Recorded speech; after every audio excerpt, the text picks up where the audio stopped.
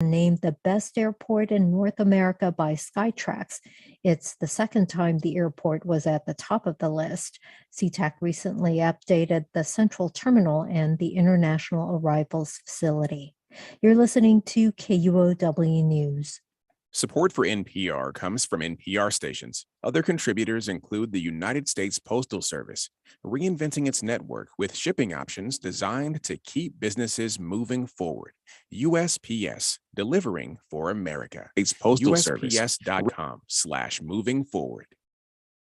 Welcome to Friday. Welcome to KUOW's Week in Review. I'm Bill Radke. You know how your public radio station can ask you to make a pledge of financial support? But we can't force you to. Is bus fare like that? Train fare? Well, we got some information this week from the Washington State Supreme Court, and we can't wait to tell you all about that and the rest of the week's news. And here to do that with me, KUOW labor and economy reporter, Monica Nickelsburg. Monica, hello. Good to have you back. Good to be here. Always good to have the nickel back. Also, freelance journalist Joanne Silberner. And hi, Joanne. Hi, good to be here. Good to have you here. Contributing columnist Joni Balter. Welcome, Joni. Hello there. Good to see all of you. And we can see you because we do stream the show on YouTube and Facebook. Just search KUOW Public Radio. Okay, let's get into the news of the week. A few years ago in Snohomish County, a man boarded a community transit bus. On that bus were two sheriff's deputies who did not see the guy pay his fare. They asked him to prove he had paid, and when the man did not comply, they told him to get off the bus. They asked him his name. He gave them a fake name. They fingerprinted him. They then arrested him for making false statements. This week, the Washington State Supreme Court, it went all the way to the state Supreme Court, and the court ruled in favor of that passenger. Joni Balter, does this mean that no one has to pay for a ride on transit if they don't want to? That's so provocative, but let's be clear. The court upheld the need for fares to be collected in general, but in this very specific case, the court ruled did not meet its burden of proving that the rider, his name was Zachary Meredith, that he voluntarily consented to being questioned by law enforcement merely by boarding that bus. So yeah, fares are going to still be collected, but we should be honest about this, there's a big difference between what is legal and what is sort of politically okay to do for a lot of very good reasons, if you think about it. So talk to Sound Transit. I'll use them as an example here. So on Sound Transit, these fare ambassadors, as they're now called, you can tell them because they're wearing these blue and yellow outfits. Yeah. Well, they can come up to you and say, "Hi, did you pay?" But if a passenger, and you were alluding to this earlier when we were talking here in the studio, if a passenger says no or stares at you or just completely ignores you, that's when it's starting to get a little tricky. So what's going to happen is employees are not going to stop you for non-payment. They're going to keep walking. If it starts to be sort of, oh, this could turn into a confrontation, you'll see these fare ambassadors. They're ambassadors after all. Think about that. They're going to keep walking. And I'm guessing that the non-payers kind of know this. But, there's a little pressure. Maybe it's peer pressure or something. They do announce that they're going to collect fares in a certain amount of time. And they're going to kind of lean on you a little bit, like, did you pay? But that's as far as it's going to go. Okay, so this state Supreme Court ruling this week, that was really, my impression is it just came down to the fact that these were sheriff's deputies. So even the sheriff's deputies, I don't know whether they could have enforced this fare in any other way, but leave aside law enforcement, you can still have the fare ambassadors, but the court didn't really say anything about any coercion, any way to make people pay. It's status quo. Basically by that. But what they're getting at is the fact that, they used the fact that he got on transit, he boarded the bus, to say that they can go all the way to fingerprinting him and figuring out that he has a couple of prior issues to deal with, and then go all the way to arresting them. That's kind of not where we're going in this area anymore with not paying your fare. Okay. So I sent this question out to our listeners. We have a community feedback club, and I wanted to know other people's experiences here. And a listener named Michelle wrote back and said, I've seen youth and low income people hassled, and also people likely experiencing homelessness. I don't think the county should waste money on fare enforcement. They should use those funds for discounted bus passes instead. But we have discounted bus passes, right? Yes, we do. We have dollar Orca cards for low-income people. We have the youth ride for free as it is. The city gives free Orca cards to low-income housing residents. So another listener who's anonymous wrote and said, how are we supposed to build and maintain these systems if people won't do their part to pay for it? Well, that gets into something else I was thinking about. So, you know, if you go back in time to when we voted for something like Sound Transit, which is very, very expensive, I wonder how folks would have felt if they knew that as time went on, that there very little or much less than was anticipated of fare collections would go toward operating costs. I mean, I think there was some bargain with folks that riders would pay, you know, part of the cost of building this very, very expensive system, which of course we all love. Right? Fare and that's collection way is down. way down. Yeah, to just give you one example, Link Light Rail, actual collections are down from 34% of operations in 2019 to 10% 2 years later. So, you know, we have to really think about this. You know, how are we going to, and I'm not saying there's a necessary connection here, but if people see that the system isn't kind of functioning properly, they might not use it as much. You have to be careful about that. I mean, I read a story about in Los Angeles, and there's not a direct link here, but you know, fentanyl users have overtaken their train, and so ridership drops for that reason. Well, now that's a separate issue, right? It is. It is indeed. Yeah. Yeah. No, Yes, I think Joanne. we'll talk about that later. But, Yeah. you know, the fare ambassadors that you mentioned, I've seen them in action. Last time I came in, I got on the train, fare ambassadors came through, he hadn't paid, and they did just what Bill said. They talked to him and they said, you know, you're supposed to pay, and we're going on. And then they got stopped by a rider who said, hey, I pay my taxes and I paid to be on this, and you need to hassle them more. You know, the ambassadors were amazingly diplomatic. I was looking at this thinking, this is going to be an incident between the ambassadors and the guy who hadn't paid the fare.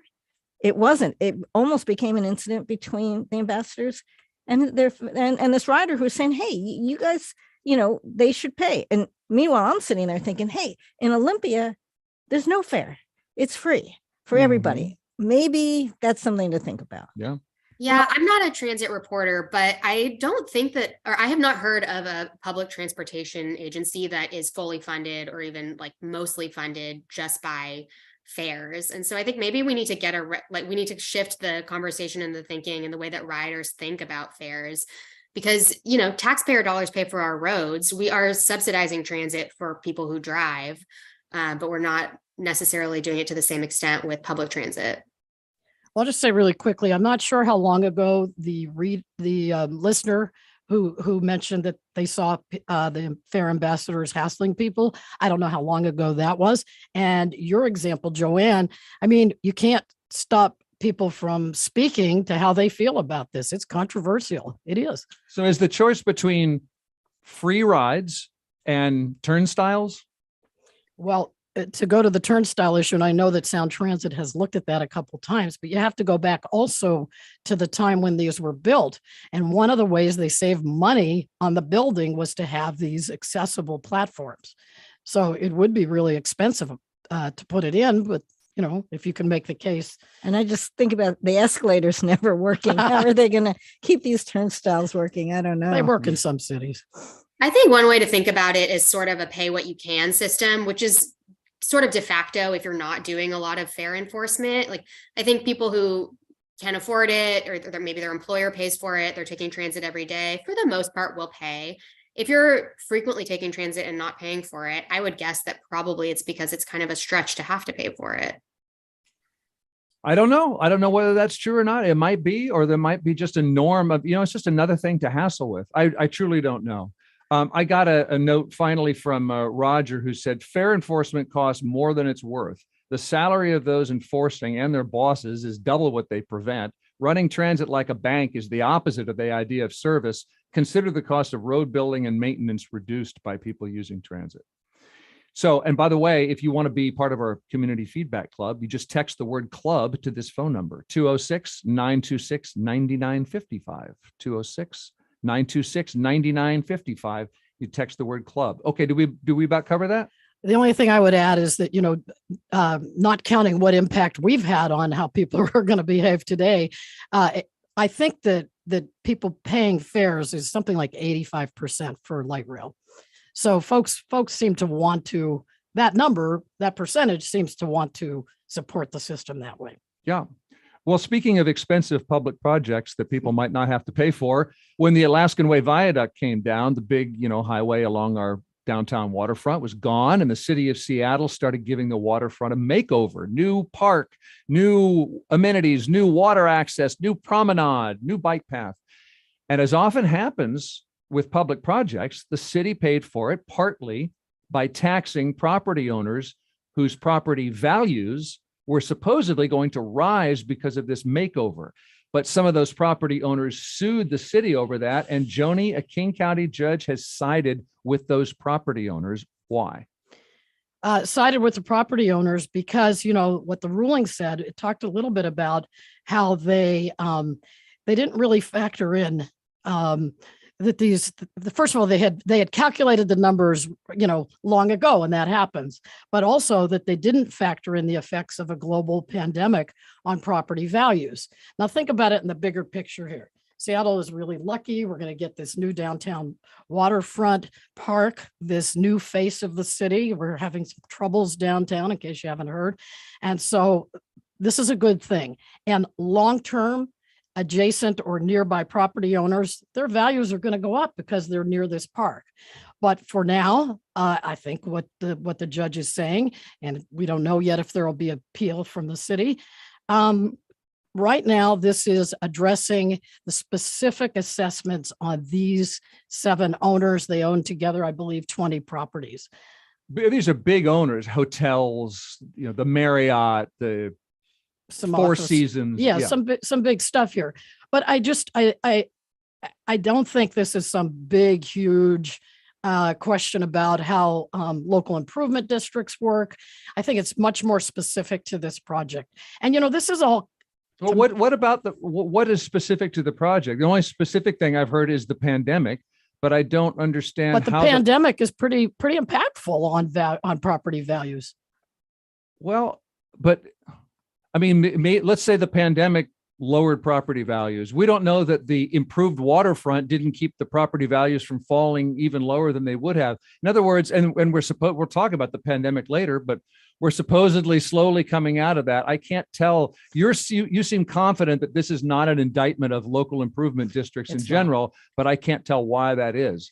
Well, because look, this is to be expected in a project like this. This is a big project. It impacts kind of a broad swath of the city. And this is just the negotiations. You sue because you think you can probably do better on the assessment now. Yeah. When the property value goes up, and I don't know exactly how these agreements read, when the value goes up, the city will be able to collect more. Oh, so the city can assess later on. I believe it's ongoing. I actually technically do not know the answer to that. Okay. Any other questions or reactions? No, I very rarely sympathize with the big guys, but I had an issue in my house in Wallingford where the house next door came down, a new one came up, blocked our view of we had a lovely view of Lake Union. It was gone. And I went to the assessors and said, hey, our property has lost value. Our house has lost value. We now look into our neighbor's bathroom. And that's not a selling point, the way this beautiful view of Lake Union was. They listened. I had a hearing. They asked questions. We talked, and I did not win. but these property owners, I don't think they're trying to make a case that it's not more beautiful now that the viaduct is down and there's this beautiful makeover. And Seattle used local improvement districts this way to build a streetcar line at South Lake Union, to build Aurora Bridge. I saw in the Seattle Times reminded me, Denny regrade.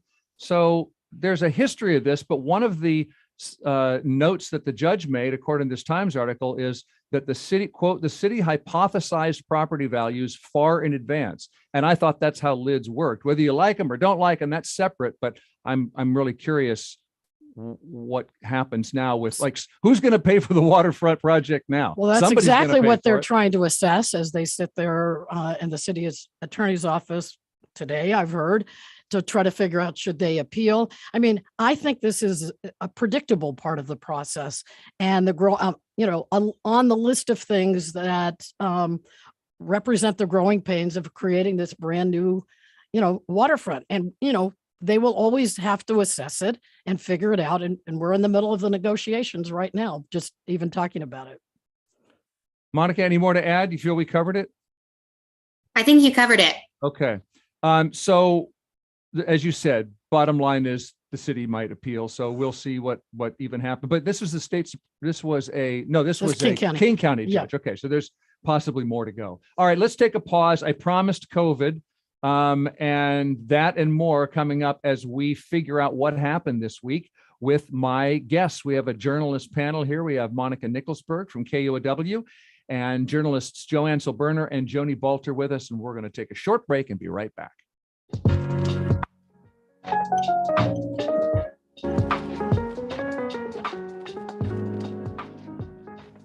Support for KUOW comes from Cambium Landscapes. Since 1998, working with clients' tastes and home architecture to create landscapes that complement their outdoor lifestyles, whether relaxing in the spa, dining al fresco, or playing pickleball. Photos, reels, and more info on Instagram at Cambium Landscape. 94.9 KUOW, Seattle's NPR news station. It's 12:23. Week in Review will continue in a moment, but let's take that moment to talk about the weather. Currently in Seattle, 54 degrees, partly sunny is what we're expecting this afternoon with a high of 60. Tonight will drop down to 42 under a mostly cloudy sky. And then tomorrow, Saturday, is going to start out mostly cloudy, but wind up mostly sunny with a high of 63.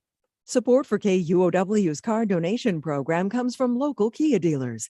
The all-new 2023 Kia Niro comes with 63.2 feet of cargo space, a driver-centric interior, and driver assist technologies. More info at kia.com. KUOW's Week in Review. I'm Bill Radke with political analyst Joni Balter, labor and economy reporter Monica Nickelsburg, and freelance journalist Joanne Silberner. Joanne, you specialize in health reporting, which is good because I'd like to ask you about our pandemic. It is going to be 60 degrees or so today, and we can go outside more and more, gradually more. Buses and classrooms can open their windows, etc. So are COVID cases plunging as the days lengthen? They're going down. We're low, according to the county.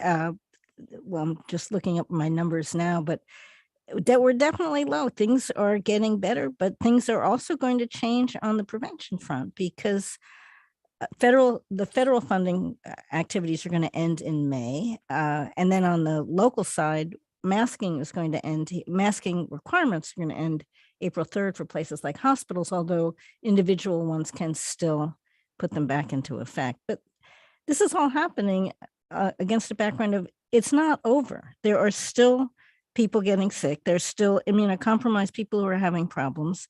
We really need to keep on paying attention. Are testing sites and vaccination sites about to go away? Well, the county says that they've got enough to go through the summer, and then they'll see what they can do. Vaccinations are going to start costing for non-kids. People over 18 are going to, if you're insured, there's likely to be a copay, and it's not going to be cheap. These vaccinations, I've seen numbers like $150, $180. But here's the thing. We don't know if you're fully vaccinated now, and you should take this opportunity to get fully vaccinated while it's still free. Nobody knows about boosters. They're talking, the FDA, CDC talking maybe once a year, but they don't really have data. The full immune response and what makes an effective immune response has been predicated on the quick immune response, the antibodies that go up within weeks and stay up for months and then go down. the long-term immune response hasn't really been studied enough to say, yeah, you're going to need it every year, or, look at tetanus. We only need that every 10 years. Nobody knows where COVID is in here. It's somebody called us a shot in the dark, whether we're going to continue to need vaccination. So my suggestion here is get fully vaccinated now, have that booster with the Omicron one, and, we'll see what happens. That was me. I said I just feels like we're stumbling around in the dark. It's, boosters are a great example. I can't remember the last time someone with authority and expertise told me this is what you should be doing on a regular basis. It's just kind of like, choose your own COVID adventure. And I've got the numbers now, actually. We've got the week ending March 15th, there were in King County, 157 cases, 10 hospitalizations, and 1 death. So that's pretty low. Are people still reporting? Do we really know? That's a problem, cases? Right? The county's very quick to say it's very hard to collect data. I don't know how much you tested home. I tested home a fair amount. I don't tell anybody. Well, I haven't had anything to tell yet, but I'm waiting. So I'll ask all of you, how fast did our masks come off today in this room, in this studio? Pretty quick, we're right? all maskless. We're all maskless. But I know that you're both fully vaccinated. Mm-hmm.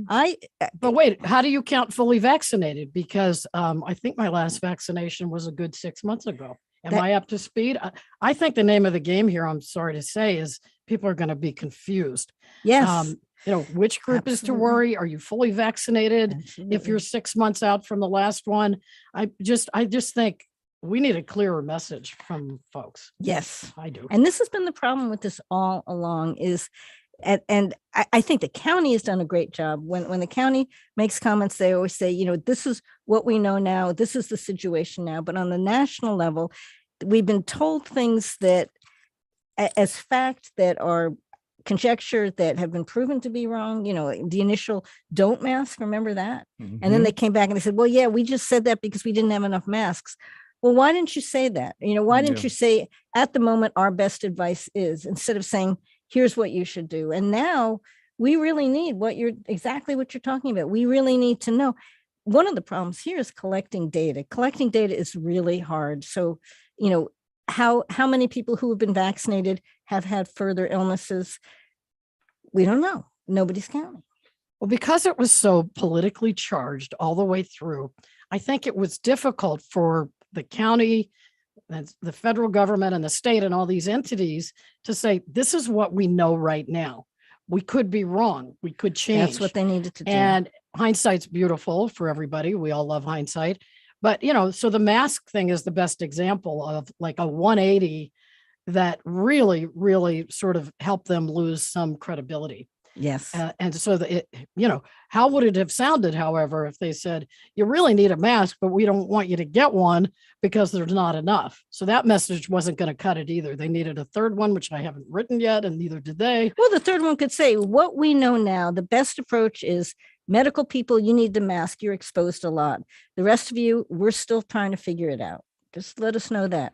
And, put the medical people first because they were the most at risk. They still are the most at risk. The idea that we're dropping mask requirements for them, I don't want to question, or maybe I do. If I were a healthcare worker in an environment where there are a lot of people in closed rooms, I'd keep my mask on. I just want to say the city and county here did do a great job of informing us and keeping us safe because we had really high vaccination rates, high mask use, and low incidence of cases. Yeah. Well, we were, maybe there are two reasons for that. One is it's a great department. It really is. It's nationally one of the best. But locally we had some of the first outbreaks here in the nursing home and in the choir. We were really early on. Monica, speaking of nursing homes, your KUOW's labor and economy reporter, we have a statewide nursing shortage. And the nurses we do have, I don't know how they're doing, but what's happening on that front? Yeah, I mean, there's a crisis in healthcare, certainly, but it's not the only industry. There are a handful from the pandemic that really have not recovered from the huge numbers of workers who left and didn't come back. I know that at the legislative level, there's some efforts here in Washington to support nurses, to give them more authority when making staffing decisions that look like they're moving forward. But I'm not sure that those really get to the systemic problems here that are affecting nurses and other types of workers. Well, first about those, the legislative efforts, Joanne, we've talked for a while about is the state going to mandate that there are certain staff to patient ratios at hospitals? And that's been a controversy. So where are we now? The legislature is in session. What are lawmakers thinking of doing about this nursing staffing situation? Yeah, that was a hot debate. The nurses really wanted numbers. We need this number of nurses in this situation, with this number of patients. They wanted very specifics. The Washington Hospital Association really fought them tooth and nail on that. What came out of it is a bill that's passed the Senate, is in the House now, which puts nurses onto a staffing committee. So the hospitals will have to have committees that determine staffing and staffing rules and set standards. Nurses will be on that. How much power they'll have remains to be seen. At least they'll be heard. I think one of the things here is, of all the, in the medical professions, the doctors are on the front line, the nurses are in the rooms all the time. And there have actually been complaints of abuse. There is another piece of legislation I just heard about was basically to prevent nurse abuse. They're out there. The numbers here are, I just got this from the Nurses Association, 100,000 nurses in the state, only 70,000 are working. And the Hospital Association says we're down we need 6,000 more. Nurses are just not coming back. They've been overworked. There's another bill that concerns mental health for nurses, that the rule now, if you want to get workers' comp or workers' comp considerations, is you have to have an incident. You had an accident, you fell off a ladder, you were attacked by a patient, whatever it is. Now there's some legislation that would make it clearer that it's an accumulation of events can cause the kind of problems that someone might have that would allow them to get mental health care and, maybe get reassigned or have accommodations. Okay. Because they're really out there and that they've had a tough time of it in this epidemic. Without going too deep into the weeds on that, I just want to say nurses rule. They proved their absolute heroism during COVID and all through these recent years. And then I would like to quote one great consumer of healthcare, as he put it, President Joe Biden, who said the other day, doctors let you live. Nurses, male or female, make you want to live. How about that? Once there is less of a staffing shortage of nurses, then is the idea of mandatory staff to patient ratios going to come back around?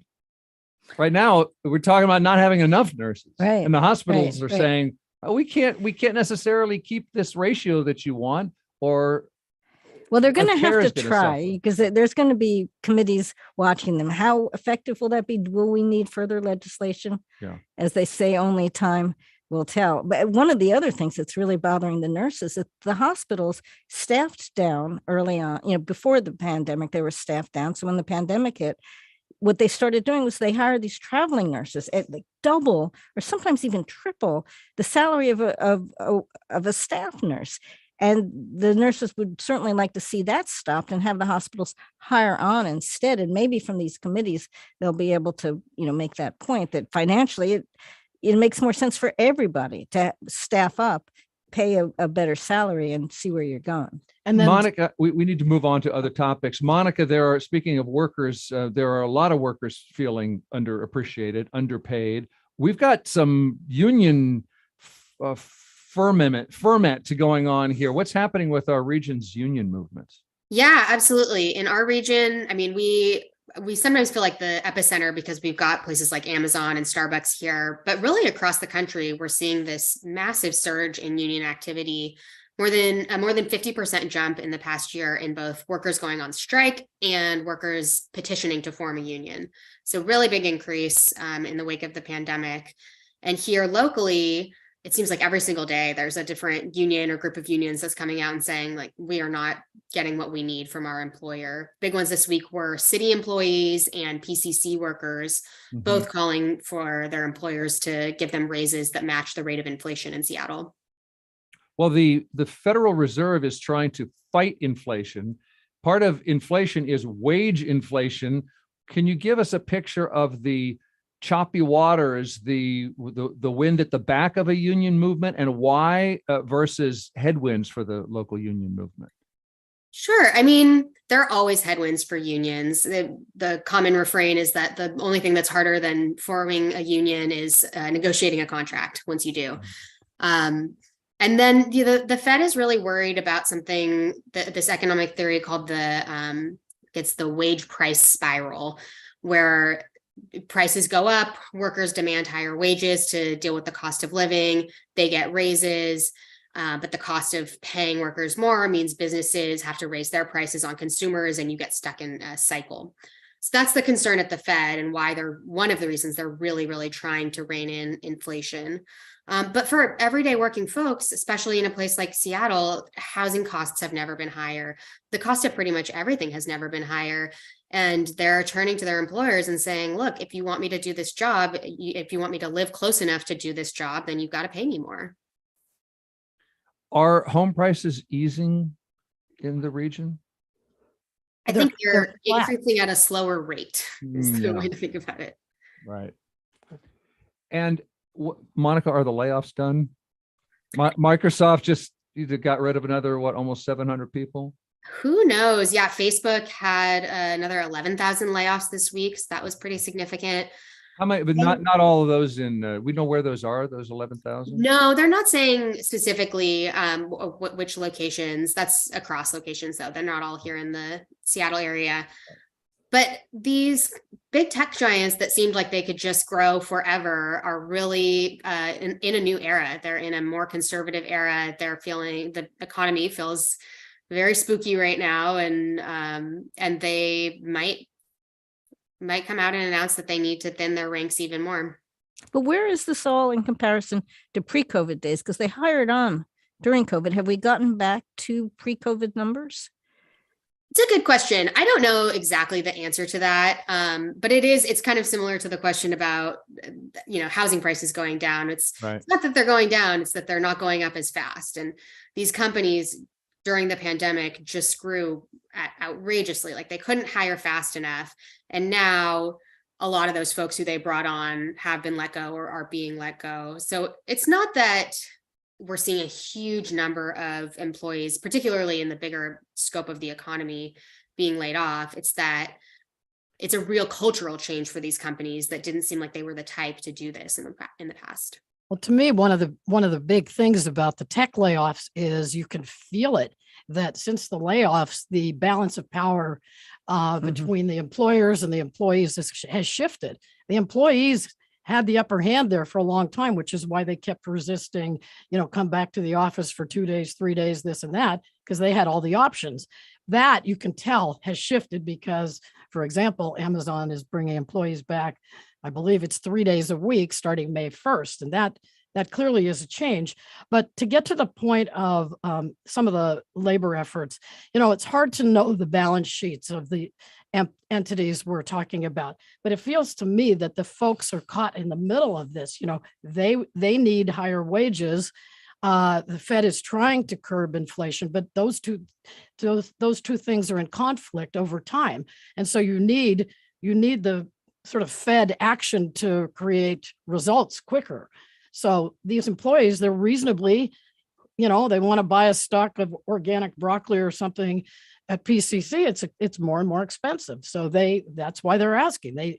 It's immediate for them. It's not an overtime thing. It's right now. Finally, Monica, KUOW's labor and economy reporter, anything else you're working on or a question you're really, watching that we should know about? Yeah, I'm really interested in, we're talking about two different things here, because there's the layoffs affecting a kind of narrow slice of the economy, the tech industry and media to a certain extent.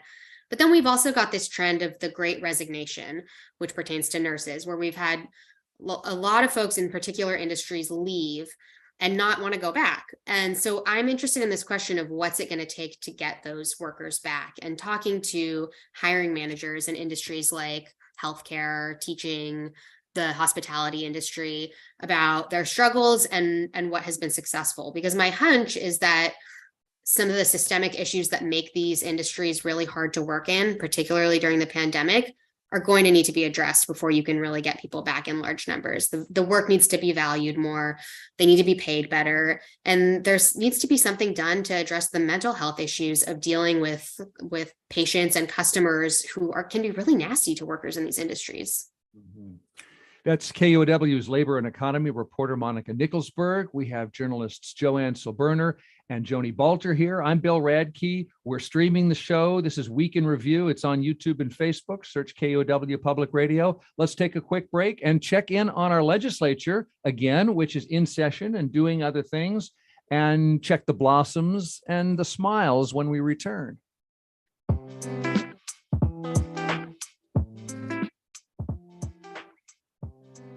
Support for KUOW comes from the healthcare group at Ryan Swanson Law, lawyers helping healthcare providers from large companies to individuals with regulatory, compliance, litigation, and employment challenges across the region. Online at ryanswansonlaw.com.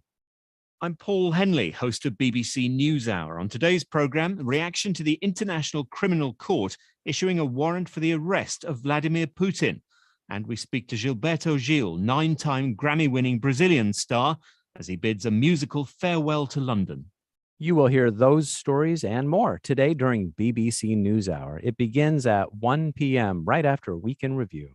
Support for KUOW comes from Stanford Medicine Cancer Center, providing a circle of care approach that cultivates resilience for the whole person.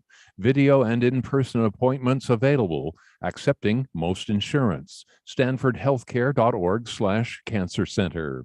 It's KUOW's Week in Review. So let's review what our state legislature is doing in Olympia. They are in session, and Joni, one of the things they're debating, more gun restrictions. What are they looking at doing?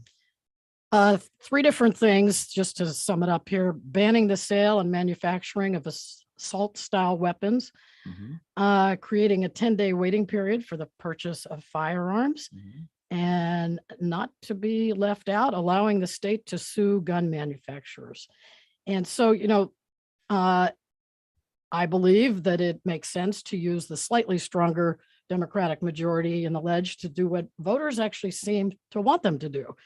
And so I talked to the CEO at the Alliance for Gun Responsibility, Renee Hopkins, and she said she really does think this time, and this has come up so many different years and it didn't happen, but so she believes that lawmakers, this is her quote, are going to do their job and pass all 3 of these life-saving laws. As for, what will be the fate of these ultimately, like, will these laws actually hold up in court? There'll probably be challenges. You can always bet on that, but not necessarily victorious. Yeah. Well, we have some evidence from other states. Monica, you were wondering about how Washington State compares. Yeah, I'm just curious if we're following anyone else's playbook, if these particular set of regulations have been put into effect elsewhere and what impact they've had on gun violence. And also if this is something where Washington is kind of blazing its own trail and doing something new. The answer to all of that is yes. What I mean is, so in the case of assault weapons ban, 9 other states have these laws. I think the latest was Illinois to do that. And they have historically been upheld. And the ability to sue gun manufacturers, up until now, this is like one of maybe a few industries that gives immunity to industries or states. And I, ask yourself, is this working really well so far? Maybe not. Well, I want to know what the courts are going to say about it. I can't predict the courts, but we do have a rather liberal court here. Here we do. In Washington State. How high does it go? I don't know. And I also want to point out here that, until this kind of majority, the voters of Washington State are blazing their own trail in some ways. There are states that are better at this, but in terms of voter approved initiatives, it did seem that the folks who are trying to have gun control were sort of loving Washington State because they could get things passed here by like 57%, 60%. So that was background checks in 2014, extreme risk protection orders in 2016, and then additional regulations on semi-automatics and safe storage a couple years later. So our voters aren't kidding. If you look at the numbers in polls, I guess, and maybe the best poll is how they vote. You get 60 to 70%, 58, all those kind of numbers. By Eastern Washington, they just seceded. They're gone. Along with Eastern Oregon. Yeah. Right. Well, I don't know. On the federal level, we had Trump signing a bump stock bill, a ban on bump stocks, which make semi-automatic weapons more dangerous. That passed. Yeah. Okay, well, let's see what actually passes in Olympia. As you said, the Democratic majority is even stronger this year than it was last year. Meanwhile, in Olympia, we have the problem of fentanyl, which is this super potent synthetic opioid. It killed 708 people officially last year in King County, fatal overdoses. Of course, hundreds more in this county, that county. And to prevent some overdoses, some state lawmakers want to legalize fentanyl test strips. Joanne, what is a fentanyl test strip and why is it currently illegal? Well, first, let me say that although illegal, it is being used and the county has some programs. I'll talk about that in a minute. But what it is, 2 milligrams of this stuff can kill you. Of fentanyl. And what the test strips are, you take a little bit of a pill. And I'm not sure whether you have to add any liquid, but it's a pretty easy test. You use these test strips, you can see if it's there. The big question is if you... I thought you had to dissolve some of it in water. Yeah, that's probably, I don't know the particulars, but that sounds right. But the question is, will a drug user use this? One of the woman who has brought this up to the legislature, I think her daughter had taken a painkiller from a friend. And they can make these things that they really look legitimate. They look like pharmaceutical drugs, in capsules or whatever, in a pill form, and they look legitimate. She had taken a painkiller from a friend and it killed her. Would she have used this strip? I don't know. Would the person on the street who's buying from their dealer use this strip? There have been already 100,000 distributed through various programs that the King County, that the health department knows about.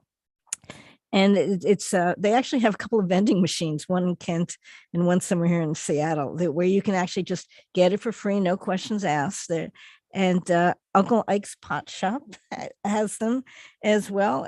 But it's technically, so they're being distributed, but they're illegal because they're considered drug paraphernalia.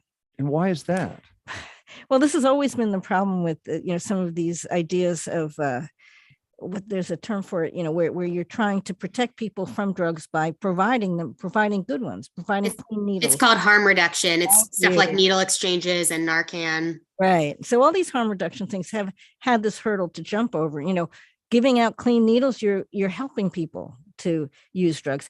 Letting them test for a poison, you're helping people. That's why it's illegal. But I don't know how long. I think if the data starts showing that it is a help and it's saving lives, and this is a tremendous new epidemic that's going on. And if these strips stop it, I'm not sure that it'll remain illegal. I want to hear from Monica and Joni, but I want to make clear, some listeners who aren't all up on this might be confused by why do people not know whether I thought fentanyl was addictive and cheap and it's a high but some people don't know that they're taking fentanyl. Would you just catch everybody? Oh, yeah, I'm sorry. So in the illegal drug world where, you go to a dealer, you get your heroin, you get any other kind of powdered drug.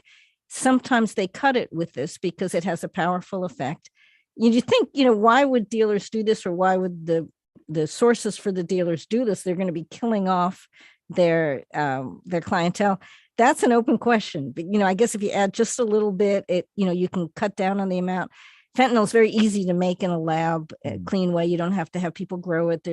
Intercepting it is much more difficult than intercepting the ingredients for heroin, for example. Right. So they might add it to that, and you buy your street drugs, you buy your painkillers on the street instead of from a pharmacy, and you don't know what you're getting. Monica, do you have any opinion or evidence that this would be widely used? I mean, I'm not a fentanyl guy, so I'm wondering how many people who are either addicted or just willing to take unidentified drugs are also cautious enough that they're going to use a fentanyl strip. I think it would have a everybody. higher adoption than you might expect. There's already, I mean, so first of all, most people who use drugs do so casually. Most people who use drugs aren't addicts, aren't people who are buying heavy street drugs. They might be in, kind of a party setting. And in those settings, there is already a culture of testing. There's an organization called Dance Safe that will put up pop-ups at, live music events around town, and they'll offer to test stuff that people buy in the crowd right there, and people use it. So I think that is what the sort of the target of these testing strips is. If you are somebody who's knowingly buying and using fentanyl, then you probably wouldn't test it. But if you're buying something to, if you're going out for the weekend or something like that, and you just want to know what you're getting isn't going to kill you, I think that why not make this a low barrier, accessible option, just like other harm reduction tools like needle exchanges, like Narcan. If it can save lives, it's worth it. To me, the legislation makes sense, but I don't think it would be very successful without an educational component because, for whatever reason, I'm envisioning maybe young people at a party, someone handing, hey, you have a headache, take this. Well, wait a minute, take what? How can I know that what you're handing me, which is not coming from like a sealed bottle or something, how can I know what that has in it? And no, I'm not willing to die for a headache relief. Yeah, education is going to be key. But we're just at the very beginning of this. Yeah. Okay. That's fair. Week in review, we're getting toward the end of the show, 7 minutes left. And we were discussing again, so I should say, by the way, that's in case you just tuned in, the legislature is considering legalizing these already used, but technically illegal fentanyl test strips. So now, we'll see what happens. We were talking, Joni, earlier about the waterfront redevelopment, and that involved, among other things, ripping out some cherry trees that line Pike Street leading up to Pike Place Market. There was a last-minute public campaign to save them. How's that going? Well, for those trees, not that well, but they will be replaced by 24 new cherry blossoms, according to the city. 8 will be on Pike Street near the market. So, you have to wait a little while, depending on how big the ones they put in are. 16 are going to go somewhere else, maybe along the new waterfront. But, don't cut our cherry trees around here. We're all about tree cover. And when spring comes, like it seems to be here just today, those trees, they're so important to all of us. Well, in fairness, the city was going to put in these elm trees that, from what I understand, were going to you're making a face, Joni. They were going to make an arch, their own beauty, and maybe an arch that lasts longer than those blossoms last like 3 weeks. You protect the tree you like. We know we like cherry blossoms, even though we hardly ever see them for 49 weeks out of the year. But we don't know what we didn't get with the elms. I'm just saying. In this case, the more trees, the better. So why don't you plant all of the ones that we were just talking all about? the trees. Yeah, I'm pro tree here. Okay. Imagine if people summoned I'm pro cherry blossom. Who doesn't like cherry blossoms? But that's a lot of energy that people can summon, not as so much for human beings, but for trees and animals. The energy's there. Let's talk about something. Maybe it's cherry blossoms. Anything that made you smile this week that you can pass on to us? Well, I was going to come in with the ferries, but my ferry was late today, and they stopped in the middle to do an exercise that the Coast Guard wanted them to take. What? Yeah. They stopped in the middle of your run? Well, actually, right as we got to shore, the ferry started turning all different ways, and it turned out it was they had to do a simulated rescue operation. And I know this because one of the ferry employees told me. So I will give a smile to the ferry employees because they're terrific. They are. It's similar to the nurses. They're overworked and there are not enough of them. So I'm going to give a smile to the idea of being more of them. But I think I'm going to change my smile to the cherry blossoms because I just bought a flowering cherry and I've been waiting to put it in, and I've decided today's the day it goes into my yard. Excellent. By the way, I'm looking at the UW campus cherry blossom webcam, live webcam. There's no blossoms yet. They're late. They're a little bit late. Normally they come around this week or maybe next week, right? But I think it's the next week, or next week. even sort of. I think the average date is like March 26th. Yeah. And I looked at the cam. I couldn't see them blossoming, but the note says green buds are now visible. Peak bloom is You're right. Typically the third week of March. Good. Yeah. So now they're expecting first week of late first week of April. Something. Better like get that. that tree in fast. And last year they were all the blossoms were done by April 8th. And I know this because this is what I smiled about. I know this because there's a UW Cherry Blossoms Twitter account. And on April 8th, they posted, alas, 3 weeks is far too short of a time to see such excellent and admirable people. I don't know half of you half as well as I should like, and I like less than half of you half as well as you deserve. I have no idea what that Was means. that a bot? I think that's a It's bot. from the Fellowship of the Ring. Oh, tell me, Monica, what? Bilbo says it at his birthday party during his speech before he disappears. Oh. Well, now that life just got a little less mysterious.